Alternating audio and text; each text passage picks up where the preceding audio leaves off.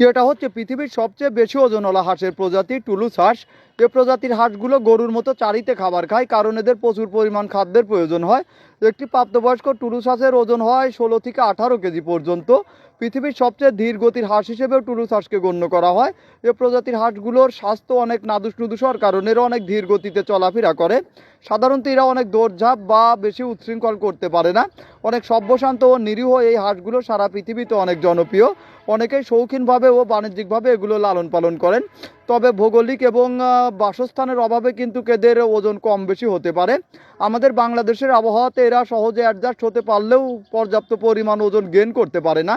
এই প্রজাতির হাঁসগুলোর বেশ কয়েকটি প্রজাতি বা মিউটেশন রয়েছে, তবে তার মাঝে সবচেয়ে বেশি ওজন গেইন করতে পারে টুলুস হাঁসের প্রজাতিগুলো। একটি প্রাপ্তবয়স্ক টুলুস হাঁস অ্যাডাল্ট বা প্রাপ্তবয়স্ক হতে সময় লাগে প্রায় 18 মাস পর্যন্ত। আফ্রিকা সহ সারা পৃথিবীতে অনেক জনপ্রিয় এই হাঁস।